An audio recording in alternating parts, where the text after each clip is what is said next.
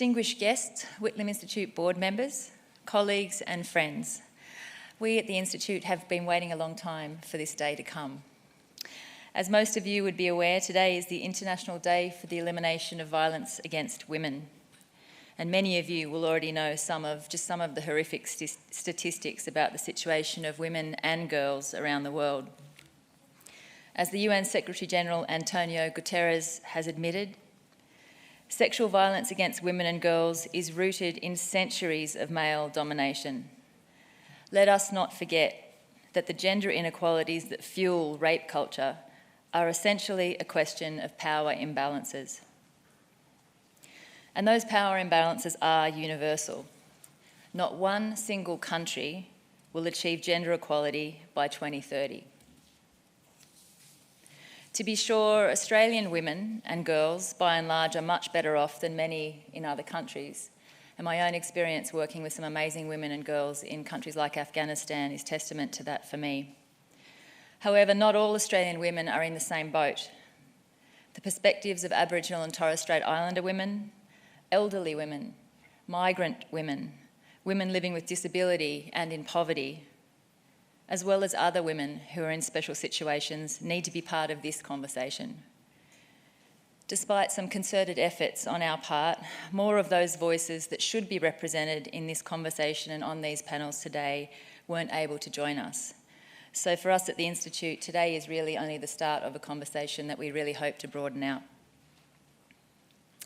Some of you may be aware that today is also 1 week since the 100th anniversary of the birth of the formidable Margaret Whitlam. I know many of you in this room knew her and would be aware that among many other things, she was part of the incredible Australian delegation to the first ever UN World Conference on Women in Mexico City in 1975. I am personally thrilled that we will hear more today from many of you in the room who were part of that delegation. I'm interested to hear what being part of an Australian delegation involved in international engagement was like for you. And I can't help thinking how inspiring it would be to see Australia back at the forefront of international collaboration again, almost 45 years later, on this issue, or indeed on any other issue, heaven forbid, perhaps on an issue like climate change. I've been on a few planes recently and I've been reading the English classicist Professor Mary Beard's book, Women and Power, a Manifesto. It's been updated post the Me Too movement. In it, Mary explores the history of the public voice of women.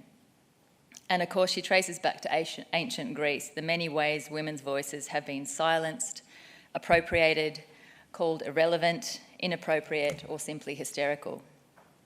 As she ploughs through examples from history, she arrives at Henry James. And she says, I quote, "For he wrote about the polluting, contagious and socially destructive effect of women's voices, the thin nasal tones of women's public speech, about their twangs, whiffles, snuffles, whines and whinnies." And yet I am buoyed today by the fact that at the Whitlam Institute, and I'm sure you see it too in your day-to-day work, year on year, the dominant voices in our What Matters writing competition, and when we host the New South Wales Premier's Debating Challenge, the dominant voices are young female voices. They make sense and they're being heard. So today we're determined to hear the public voices of women, such experienced, passionate and prominent women, for the historical record, but also in order to galvanise action into the future. Our goal today is quite simply to honour achievement, to identify lessons that might be able to help us now, and to help create intergenerational connection, to support and nourish efforts towards achieving greater gender equality and equality of opportunity for all.